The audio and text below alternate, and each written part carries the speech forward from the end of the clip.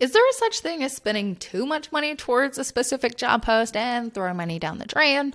Or is there a magic number to where we could have the balance of both, a good budget to reach our hiring goal and not overly put too much money towards our hiring budget? In this video, we're going to be diving into all things hiring budget. So definitely hit the like button down below and stay tuned because we're diving into it in this video. And if we haven't met and you're new here, welcome to the channel. I'm Crystal. I'm a hiring expert from crystalbella.co, and we manage over 1 million in ads every single year for tons of small business owners all over the world on Indeed. So that is kind of our thing, in addition to being successful with getting quality hires. So if you need more help with that, definitely check out the link in the description for our talent attraction formula. Now let's get back to the video. So first, I want to start off with hoping you know your monthly hiring goal and it's been broken down. Because if you're coming into this video and you're like, I need to hire 50 workers, then I want you to pause this video, check out this video right here that we just did, which is going to help you break down your hiring goal realistically, factoring in your marketing, your turnover, and your cost per hire. Watch that video and then come back to this one once you're done. But hopefully right now you know your monthly hiring goal.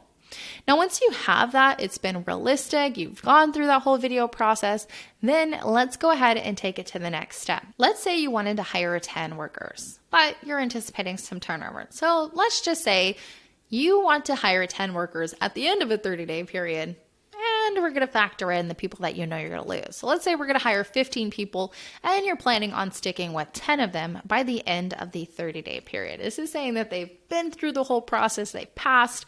This is kind of normal for you, this scenario, right? The goals may be bigger, but we've broken it down still to where we're including that turnover. So now that we have our new hiring goal, typically that we're dealing with, we want to go ahead and times that by our cost per hire. So let's say it's $100. We're going to have 15 workers times our cost per hire of 100. We're going to need $1,500 to go ahead and spend towards hiring ads in order to get these workers.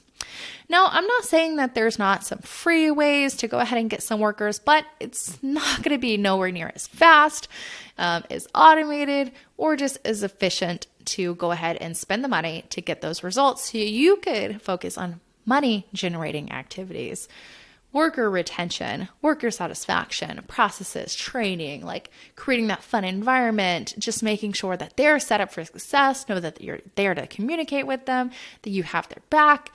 There's a lot more things that your team can be focusing on versus manual sourcing. Spend the money towards it. You're going to be saving so much more in retention if you're focusing your energy into some of those other areas. All right, so now that we have that budget, let's dive into how you should split it. So now I'd want you to kind of break down those typically 15 that you're anticipating and break them into 25-mile radiuses. So one job post will typically span a 25-mile radius. So by doing that, that's just going to help you kind of get a broader picture of which specific budgets that we need to allocate towards different ones, because eventually you're going to say, okay, we have this specific city A, B, and C. We have 5 here, 6 here, and maybe a few over here. So that's going to play with the budgets right there, just making sure they're within typically a 25-mile radius. So as long as you have it grouped into a 25-mile radius, you are ready for the next step. All right, so now that you have them grouped, I want you to go ahead and use your cost per hire. In our case, it was $100, and just put a budget matching your cost per hire to kind of go with the allocated groups that you came up with. Now, that's going to be your starting point for your budget. That should really be your max typically of what you're looking for. Just keep in mind, you're going to have ads that perform differently. One ad may do really amazing. You may have leftover budget. One ad may need a higher budget. So just kind of use that as the baseline and transfer the budgets as you need it. So how do you know if you're spending too much money? Well, in order to know if you're spending too much money, you've got to be keeping track of your hiring goals. So if you had a specific hiring goal of 15 workers and you split it up into 3 groups, you would want to know when a specific group has been fulfilled. You've reached that hiring goal so you could turn off those ads. Another thing to keep in mind of is interview availability. If your interview availability gets completely full and you're having to have them schedule an interview 2 weeks out, 3 weeks out, then you are just throwing money down the drain. You would need to switch to a different interview tactic in order to hit your hiring goals. If you did have interviews going out 2 to 3 weeks, you are definitely not projected to typically hit your hiring goals at that point, just because you need to produce a certain amount of interviews in order to hit one new hire, and you got to make sure those numbers equal out. So in that case, I would typically refer you towards a group interview, whether it's a group Zoom interview or a group in-person interview. Another thing you'd want to consider is how many people are applying for that specific ad in that specific city. So what we see sometimes is an ad that's basically stalled out or not getting anywhere near the performance that we would need in order to hit the goal.